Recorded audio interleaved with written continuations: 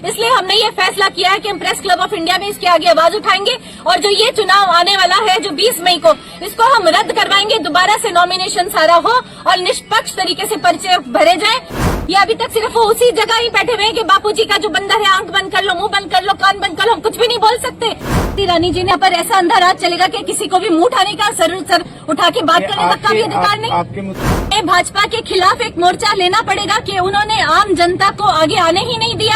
रानी जी ने ऐसा घेराव बना दिया, ऐसी फील्डिंग कर दी कि हर एक चीज में दोष, हर एक चीज में दोष, जबकि कुछ भी ऐसा नहीं था।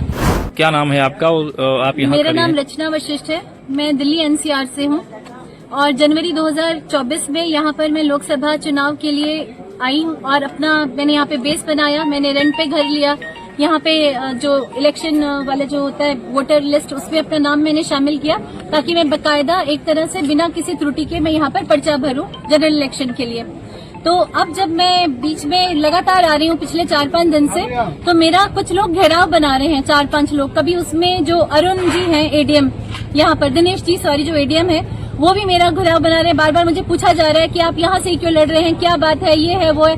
फिर कभी वकील यहाँ पे मेरा घेराव बना रहे हैं, काम नहीं होने दे रहे। सुबह से लेकर रात तक इन्होंने मेरा समय जाया किया और उसका नतीजा ये हुआ कि परसों यहाँ पर ये जो निर्वाचन वाला रूम है वहाँ पर समय जाया हुआ, कल करा गया, आज करा गया। सिर्फ उनका ये मकसद था, उनको ये लगा कि यहाँ की तो है नहीं, कहाँ से आई है और ऐसे क्या है, जबकि मैं एक साधारण इंसान हूँ। एक साधारण इंसान का चुनाव नहीं लड़ सकता। अगर वो लड़ने आया तो यहाँ पे स्मृति ईरानी जी ने ऐसा घेराव बना दिया, ऐसी फील्डिंग कर दी कि हर एक चीज में दोष, हर एक चीज में दोष, जबकि कुछ भी ऐसा नहीं था। सिर्फ हम ये अपना आवाज उठाना चाहते हैं और इसके पीछे जो भी बात है, अभी का जो शासन है यहाँ पर जो भी है वो स्मृति ईरानी जी का ही है। और भाजपा को अगर हम ये कहें कि भाजपा को तो खामखा में घेराव में लिया जा रहा है, जो मौजूदा यहाँ पे पर्सन है स्मृति ईरानी जी, उन्हीं के ही लोग यहाँ पे डीएम, उन्हीं के ही लोग यहाँ पे सिटी मजिस्ट्रेट, उन्हीं के ही एडीएम सिटी, सारे लोग उन्हीं के ही हैं यहाँ पर, जिन्होंने न केवल मेरा बल्कि मेरे साथियों का भी ऐसा पर्चा खारिज करवाया। और उनके ऊपर आवाज उठाने के लिए मीडिया को आपको हमारा साथ देना पड़ेगा। ऐसे कितने लोग हैं मैम, ऐसे कितने लोग जिसका पर्चा खारिज हुआ, आखिर क्या वजह रही होगी? 20 से 25 लोग हैं। सिर्फ ये वजह है कि उनको सिर्फ अकेले खामखा में अपने दम पर पता नहीं क्या बनने के उनको होड़ है, जबकि 2019 तक तो वो मात्र 2 बार आई थी और उसके बाद जो यहाँ पर आई है, मीडिया और सारी जनता गवाह है कि क्या अमेठी कस्बा अभी तक है। आज तक इतने साल 10 साल हो गए, ना वहाँ पे कोई प्रगति हुई, ना सड़कों की, ना कहीं, सिर्फ गौरीगंज को चमका दिया। क्यों? क्योंकि उनको यहाँ पे अपना टहलना है, अपना घर बनाना है, घूमना फिरना, सिर्फ इसलिए। उसके अलावा क्या नहीं है अमेठी, इतना बड़ा अमेठी है कि और कुछ जगह नहीं है वहाँ पर। और अब आने वाले लोगों को बिल्कुल ये खत्म करने के लिए ऐसा कौन सा है कि ये यहाँ पर ऐसा अंधा राज चलेगा कि किसी को भी मुंह उठाने का, सर उठा के बात करने तक का भी अधिकार नहीं। आपके मुताबिक जो आपके साथ गलत हुआ है, इसके लिए अगला स्टैंड क्या रहेगा आप लोगों का? अगला स्टैंड ये रहेगा कि हम बदकिस्मती से हमें भाजपा के खिलाफ एक मोर्चा लेना पड़ेगा कि उन्होंने आम जनता को आगे आने ही नहीं दिया, जिसमें राष्ट्रीय स्तर की कई सारी ऐसी पार्टियां थी, कई सारे स्वतंत्र लोग थे जो लड़ रहे थे। सभी लोगों को इन्होंने धाराशाही करने की कोशिश करी, इन्होंने एकदम से चित करने की कोशिश करी और इस तरह से ऐसा बिल्कुल भी नहीं चलेगा। इसकी आवाज हम आपको बोलते हैं कि आप उठाएं, हमारी मदद करें और वहाँ से भी अगर कोई कमी पेशी लगती है तो हम सब दिल्ली कूच करेंगे।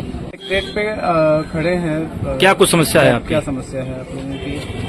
देखिए, यहाँ पर जो भी जनरल इलेक्शन के लिए जितने भी भाई बंधु मेरे समेत यहाँ खड़े हैं, उनका सिर्फ एक सवाल है कि उन्होंने ऐसा कौन सा कसूर कर दिया इतने दिनों के बाद, जो सपने थे उनके लोगों के, उनके जो भी प्रस्तावक थे कि वो चुनाव हारे या जीते लेकिन पर्चा भरेंगे, हमारे भैया है, हमारी बहन है, पर्चा भरेंगे।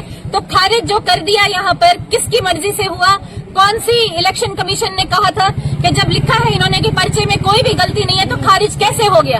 कैसे सब लोगों का पर्चा खारिज हुआ? लोग खड़े हैं आपके साथ, ये सारे कैंडिडेट हैं जी, ये सारे कैंडिडेट हैं, इसमें अधिकतर और इनका सबका पर्चा खारिज, तकरीबन सभी का ही पर्चा खारिज। कितने लोग हैं ऐसे जिसका पर्चा खारिज हुआ है? 20 से 25। बताइए, हाथ खड़े करिए, हाथ खड़े करिए, जो भी करिए। क्या वजह बताई गई आपको अंदर से? कुछ लोग चले गए। मैम क्या वजह बताई गई आपको? कुछ भी नहीं बताई गई और सिर्फ ये कहा कि चले जाइए, ठीक है ना। किसी में शपथ का बोला